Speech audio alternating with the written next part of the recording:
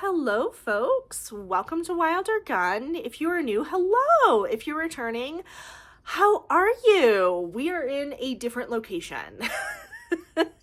I don't know if this will be the new permanent location for filming, but it works right now, so we're just going to go with it.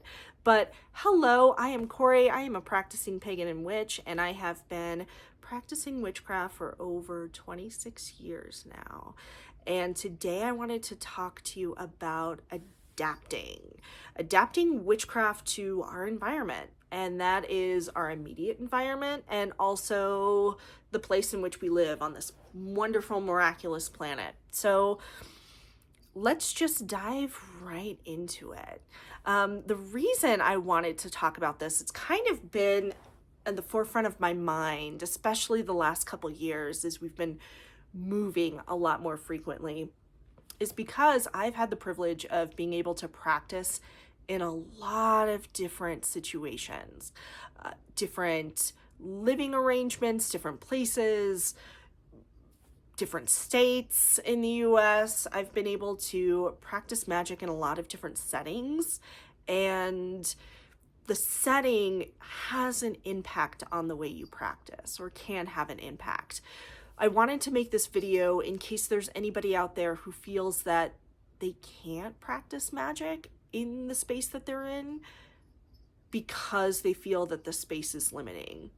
I'm here to tell you, you can practice in any way, shape, or form that you can, adapting to the space around you. I promise you, you can make it work, okay? And particularly in the last 4 years, I have gone from big house to tiny cramped apartment to medium-sized house. And in traveling back and forth between that, I have practiced as a teenager in the 90s in my family's house, on the DL, or trying to be on the DL. I have practiced, in a tiny 1-bedroom apartment with my partner. I practiced with a newborn in the house, 2 newborns in the house. I've practiced in a wide variety of different situations, and what that's given me is a lot of leeway to experiment and to come up with techniques or discover techniques, seek out techniques that I probably wouldn't have if I weren't put in that situation or that environment to kind of force the issue, right? And we'll use the first example of cleansing the energy of a space. So, starting off in my practice, I was a teenager. I shortly after my father's passing kind of came out of the broom closet to my family. And, it was taken well by most of my family members and not so well by a couple of family members, my sibling being one of them, or one of my siblings. And that sibling that I had to share a house with was pretty much like, I don't want to see it. I don't want you to hear you talk about it. I just want to pretend like it's not happening. And I went, okay. So, at that point, you're trying to get creative. And as a teenager as well, also, having to share this space, you don't own the property, you don't own the home. You're essentially just working on a low budget as well. Teens don't have a lot of money. I had babysitting money, and that was pretty much it. So having the benefit of living in Southern California in the late 90s, early 2000s, what I did have a lot of access to were incense sticks. So that's what I used primarily. Also because, late 90s, early 2000s, you had a lot of authors, the books that I had access to, Crown Books, which had a very, very tiny New Age section at the time. And the library were books written primarily by Scott Cunningham, Silver Ravenwolf, Raymond Buckland, a lot of folks that centered around solitary Wiccan practices. So smoke cleansing was basically what I had access to at the time. That was my first sort of cleansing technique that I had learned as far as energetically cleansing a space. So I, having, like I said, a limited budget, you could get incense sticks at Spencer's. So this was what I had access to. I would go downtown to Ocean Beach and, visit the head shops, or I would go to the mall and pick out these incense sticks. And to be honest, I kind of just went with the ones that smelled good. It was a lot of patchouli at the time, okay? Bear with me. Think about the time period this was, okay? Late 90s, Southern California. I think you get the vibe. So I would take these incense sticks. I would get like 10 or 20 at a time, and I would light them and, move around the room doing my smoke cleansing ritual. And then I would put them out, and I would save what was remaining of the stick for later use. Since I was only cleaning one room, I could use an incense stick 2, maybe 3 times before I'd have to go on to the next one. So for a budget restricted teenager, that worked really well at the time. Now, having moved out of my parents' home and, in with my boyfriend at the time, now husband, was a little bit of a different story, only because he has severe allergies. Dander of all kinds, intense scents, trigger an allergy attack so quickly. He takes daily allergy medication. At the time, I was trying to be very, very sensitive to this. And I switched over to, we were in a tiny 1-bedroom apartment. I switched over to singing bowls. So at that time as well, this was still the early 2000s, I was really kind of branching out of my Wiccan roots and talking to other practitioners. I was an adult finally. There were a lot of classes at the time, especially in the late 90s, that, local groups wouldn't let you attend the class if you were under 18. And some of them had even higher age restrictions of 21 or 23. They really wanted to make sure that the person that they were inviting into their tradition and having access even to outer circle classes were adults, number one, but also adults who were mature enough to be able to, dive headfirst into a lot of their techniques, a lot of their material. And, 18-year-old adults are still trying to find our footing, from transitioning to being independent, being a child, into full-blown adulthood. And a lot of 18-year-olds that I knew at the time were also working multiple jobs or going to college classes and their full-time job, not having a lot of time in between. I was one of those 18-year-olds.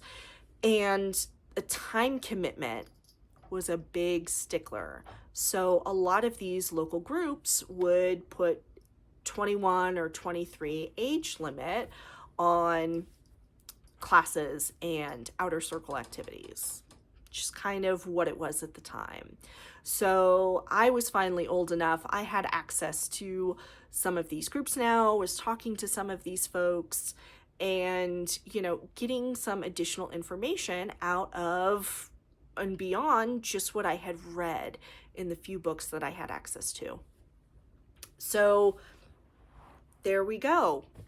I transitioned to singing bowls, didn't leave a smell, and the sound reverberation was what was cleansing the space energetically. And that worked very well until we got married and I had our first kid. I think you guys can see where that's going. A singing bowl, not a great thing to use with a sleeping infant. So I kind of had to backtrack here. I also didn't want to light incense around my sleeping infant. Basically, once I put my little one down, she gave me like 30, 40 minutes before she'd start stirring, you know, brand newborn, that I'd have to kind of like cram in whatever it was I was doing. At that time, I also threw planetary hours out the window. I threw out moon phases, didn't matter what season it was half the time. I don't think I celebrated a Sabbath anywhere close to the actual Sabbath that whole year, that first year of her life. Things were crazy. At the time, my mother was also going through intense chemotherapy. She had been diagnosed with stage 4 colon cancer at the start of my pregnancy, and she passed away 3 months after my first was born. So that was a very, very cramped year. We moved from our 1-bedroom apartment into her home in order to save money while we were trying to sell the home. It was a whole thing.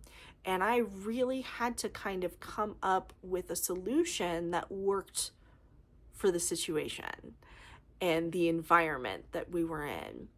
And for that, it was pendulums. Okay, sequitur here.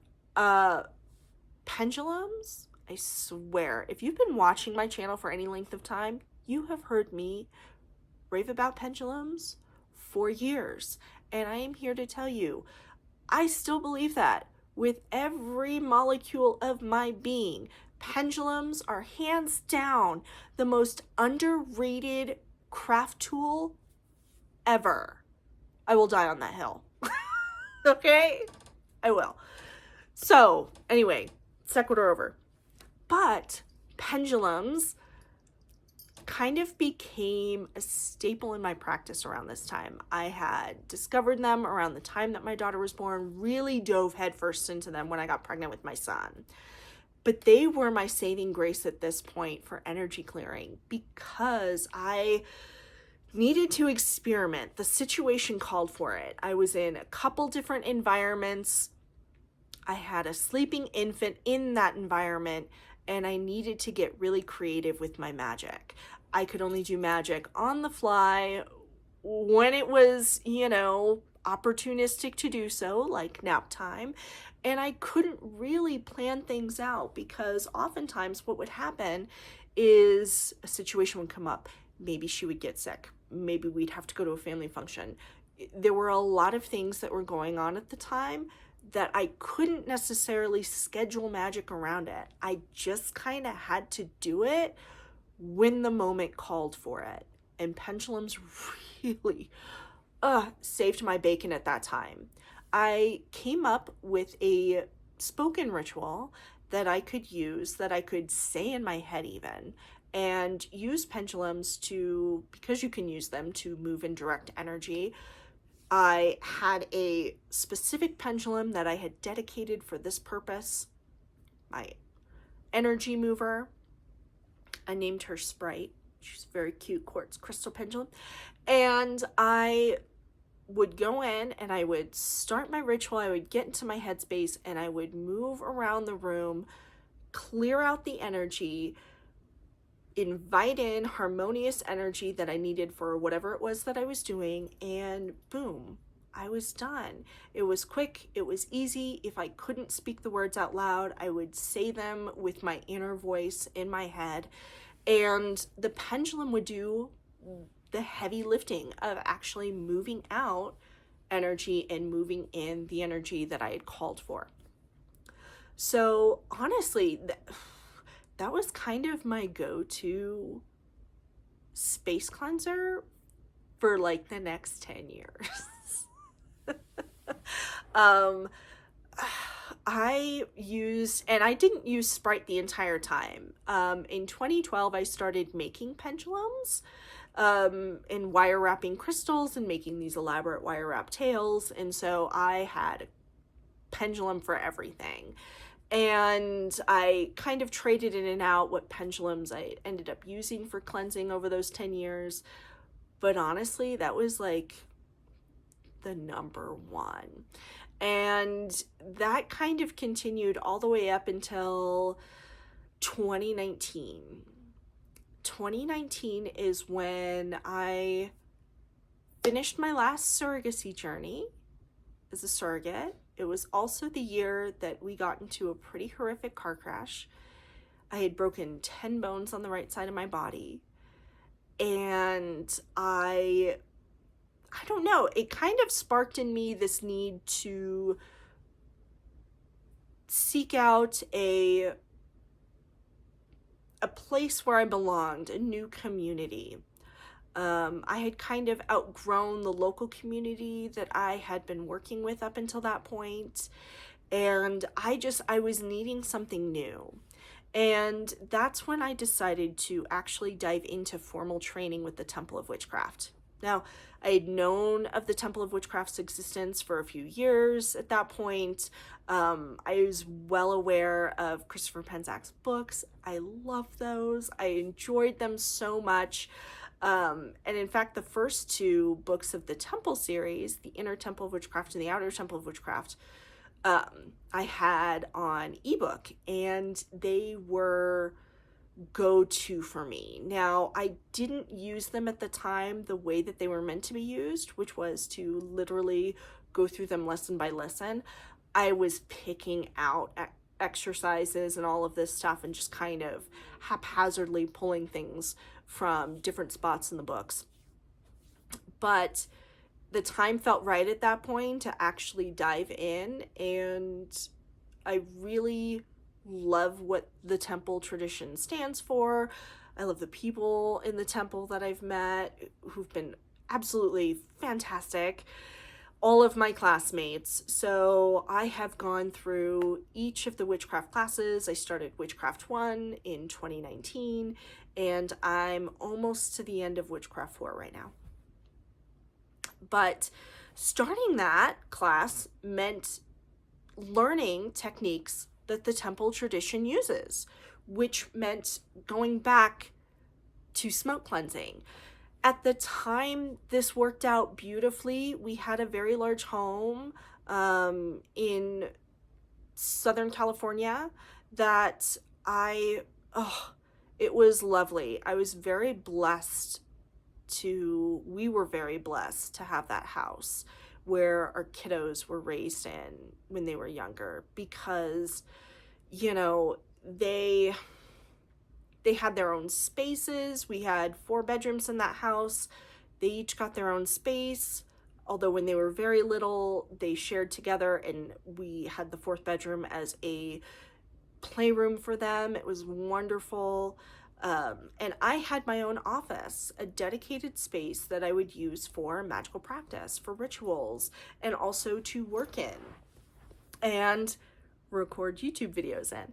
So that was really fantastic because I could experiment with different techniques, go and learn temple techniques for energy clearing and space clearing, and kind of roll back into this formal training. Now, speaking of that training, as it grew, I took Witchcraft 3 when we had, or at the beginning of Witchcraft 3, we moved to Colorado. And moving meant a lot of changes. Not only was I outside of Southern California and didn't have the same resources, I was in a brand new state, and we had moved from a 4-bedroom apartment to a tiny apartment. So 4-bedroom house, tiny apartment. It was a transition. A lot of my books ended up in storage, and I had to change again. Not only did I have to change in the number of altars that I had in the house, what we ended up doing was I had a lot of books in storage. So I brought out only the essentials that I knew I would be using for the next year or so. And then I took shelves on the bookshelf and cleared them off to use for my ancestor altar, and in place as kind of a deity altar that I use, that I dedicate specifically to Persephone, who is my matron. And then my working altar is on top of my dresser. I actually haven't changed that aspect. You can see the little fringe from my working altar up here. I basically always had my working altar on my dresser, even as a teenager, and that just kind of kept that going for the last 26 years. I haven't changed that part. But as far as my additional altars, I also had an elemental altar at the time. I had to downsize. I had to downsize hard. And then the situation called for a lot of the, techniques that we used in Witchcraft 3 were shamanic techniques. And there was a very elaborate, lovely smoke cleansing ritual that we learn as a part of that class. Well, let me tell you, every time I lit even an incense stick in that apartment, the smoke detectors would go off.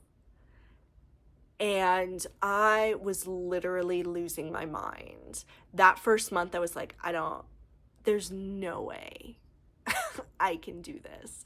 And I really had to think, because this wasn't a ritual that I could, change and adapt and pull my pendulum in.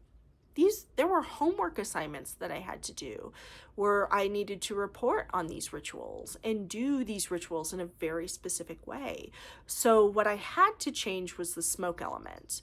And that's when I bought this thing, which is a portable essential oil diffuser. And I used lavender and lemon, 2 drops of each, into this little guy, and with water, and it's portable. So basically I would just charge it when I needed to, when it was outside of ritual. And I dedicated this thing to only be used for ritual purposes. So this is a ritual tool, just like my cauldrons, just like my wand, just like my athame, just like any other tool that I have on my altar. And this stayed on my altar all year long. So I would use this, and I would use the essential oil vapor and, draw out my pentagrams, do my thing. I did the entire ritual, but holding this instead of a, smoke bundle. And it worked. I swear to God, it was the best $20 investment that year I ever made. Did not set off any smoke detectors. Smelled absolutely fantastic, didn't trigger my husband's allergies, and was quiet as a mouse. It ticked off all of the boxes for me. It worked fabulously, and it was kind of a little bit of a running joke with me and my mentor that I had to basically use an oil diffuser, one that you could get from like Target or Home Goods, as a ritual tool. And it actually kind of reminded me a little bit. It felt like being a teenager again and just using what you had access to. I had a statue of Mickey Mouse from Fantasia, in The Apprentice, on my first altar. Talk about going incognito. Like, that was on my dresser as like a symbol of the magus and the witch, and that's kind of what I used. He was my primary statuary for like 3 years, a hot minute. I had Mickey right front and center of my altar, in between my goddess and god candles. It was really cute. I really wish I had pictures from back then to show you guys. But it just reminded me of that time of needing to be flexible, to be adaptable, to take into account my environment. This was an apartment. I couldn't just, unplug the smoke detectors and plug them back in. We also had 8-foot ceilings. So, me being short and not having access to the smoke detectors kind of put me in a situation where I needed to get creative, and I needed to find ways to adapt and to still do the ritual, still nail my homework, still get the thing done while also not driving my neighbors absolutely batshit crazy because the smoke detector was going off every day at like 6 p.m. And it worked. Now, we were only in that apartment for a year, and we have since moved into this wonderful house, but I don't have the dedicated office and ritual space that I did back in Southern California. Here we, have an amazing luxury of being out in rural Colorado. People out this way, like, we are acres from our neighbors. Our road is not paved. It is a literal dirt road. We have, our neighbors to the south of us have chickens and turkeys. We have chickens. Our neighbors to the north have cattle and goats. We are literally outnumbered by cows in our town. 5-1 minimum. And so, we do have the luxury of space out here, even if it's not indoor space. However, on a day like today, when it's 11 degrees outside, going outside to do ritual isn't exactly a great thing. I don't want to bundle up, be in snow gear out there, trying my damnedest to light a candle and pray, it doesn't freeze up on me. So that leaves, again, indoor space. Also, being in Witchcraft 4, this class focuses on ceremonial magic. So what I've been using primarily the past 10, 11 months has been the LBRP and LBRH, which are the lesser banishing ritual of the pentagram and the lesser banishing ritual of the hexagram. These are Golden Dawn / Thelemic rituals. So you can look them up, type in LBRP. The lesser banishing ritual of the pentagram will pop up. And we use primarily, I have learned the Golden Dawn version. I like it. It's okay. But I'm very partial to the Temple of Witchcraft's version, which is in this guy right here. Ignore all the tabs. The Temple of High Witchcraft. So this acts as kind of the core book for Witchcraft 4. And the great thing about the LBRP and LBRH, there are no tools involved. You don't need anything but your wonderful self and your voice. That's it. And even if you can't speak the words out loud, again, you can use your loud inner voice in your head. And that's all you need, is to be able to basically direct energy with, I use my index and middle finger to direct the energy and to draw the pentagrams and hexagrams. You can use a wand if you want, but you don't have to. And that's kind of the great thing about it, is it will clear and reset a space in 5 minutes with just you. And it's one of those techniques that, my God, these rituals were developed before I was born, but at least the Golden Dawn and Aleister Crowley versions, right?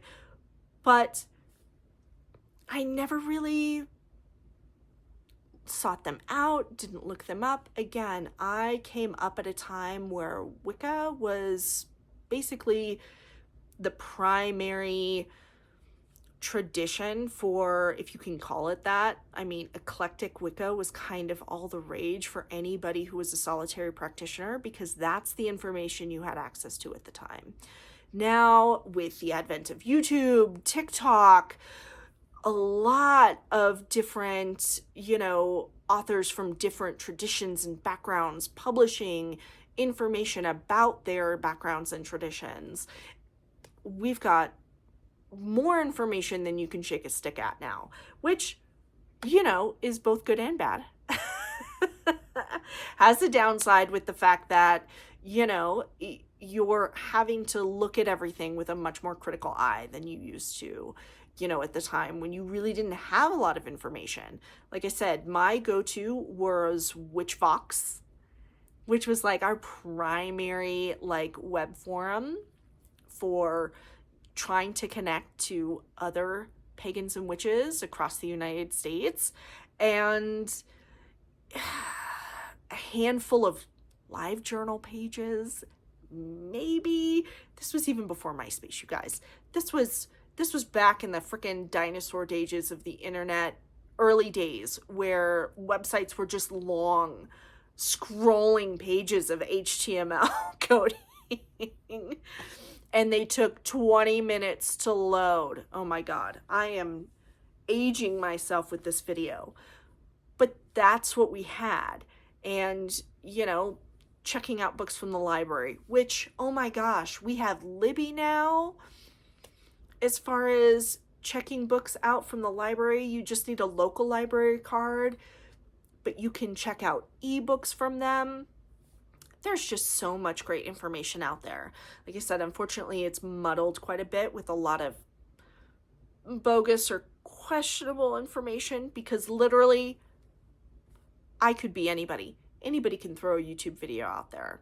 If you've got a smartphone and an internet connection, you can become a witchcraft guru overnight. It doesn't take a lot. But that's where, you know, we just have to be a little bit more discerning in the information that we're getting. And also, why I keep encouraging people to experiment. Do what works for you. Adapt to your environment, adapt to your space. You know, it was very difficult to, as much as I love that house in Southern California, we had the tiniest little backyard you can possibly imagine. And the prior owners had put in fake grass. You know, I had to work with what was naturally occurring in my backyard. I worked with aloe quite a lot in my practice, succulents, and, you know, white sage, which grew pretty wild out there. And those were, you know, my primary plant allies for the most part in my practice during those days. And like I said, incense cones, incense sticks, you know, what I could get at the store. It was also very hard to grow plants in a very desert environment. Out here in Colorado, that has changed quite a bit. You know, I've worked quite a lot with, oh my gosh, so many different plants. Spearmint, sunflower's a big one. Columbine. There's quite a few different plants out here that really thrive in this environment. I befriended a beautiful silver maple tree back at our old apartment complex. And I would come out every day when I would take the dog for a walk and, you know, leave an offering of water to that silver maple tree and just talk to the trees. Which I know sounds completely hippy-dippy, but honestly, that little silver maple really made me feel a lot more connected to the earth while living in a complete concrete surrounded bungalow of apartment buildings, which cut off the view of the mountains. I mean, it was very, very urbanized. And that little silver maple, like I said, kept me grounded in that apartment complex. So bonding with the trees around you, bonding with the plants around you in their native environment. You know, I haven't worked with aloe in a really long time. You know, the cacti that I worked with in Southern California are different from the prickly pear that grows wild out here. But I have befriended that prickly pear and have done a lot of different magical workings with that plant over the last 2 years that we've been in this home. And oh my goodness, I would have never thought of working with prickly pear had I not really tried to dive into the native flora of Colorado and what was around me and what I could connect with pretty immediately, what was in my immediate environment. So taking into consideration not only the space that you make your home, whether you're living in an apartment, whether you're living in a home with 5 other roommates, whether you're living under your parents' roof, whether, you've got a tiny house versus a larger house, how much space you have, whether you're in an urban environment in the city like I was in that apartment complex, or you're way out here in the plains of nowhere of the United States with just tall grass all around you as far as the eye can see. Look at what's around you. Look at what you can use and adapt in your practice to your environment, to your situation. How many altars can you have? How much space do you have to practice? Do you need to take into account sound? Do you need to take into account smell? Do you need to take into account, whether or not you share that space with another person who doesn't practice or may not practice? So those are just some ideas, suggestions based on what I've gone through in my background, but adaptation can be a really good thing. And especially starting off in 2025, if you live in the United States, it's getting a little scary out here. Access to resources is probably going to be a bit tight for a little while. So use what you can, use what you have around you. The prior owners of this house planted a bunch of lilac bushes around the home. I go out there and I talk to those lilac bushes. I've gotten really, started to build a relationship with the lilac plants around me simply because they were there. Would I have thought to plant those? No, but they're there. And they're, right outside my front door. So I go out there, I work with them. Same thing with the spearmint. Spearmint's kind of an invasive plant, so I've had to keep that guy in check. But there's a whole row in the front of our house that was planted, and I use it so much. I use it in talismans that I've made for mitigating distractions for my ADHD. I've used it in focus spells. I've used it in study spells for my kids. I even just have a bunch around for spearmint tea, which is really, really tasty, by the way. So use what you have, look around you for inspiration, take videos like this for inspiration. Start writing out things that if you feel like you're really stuck, write down what it is that's making you feel stuck and see how you can work around it. Because I guarantee you, where there's a will, there is a way.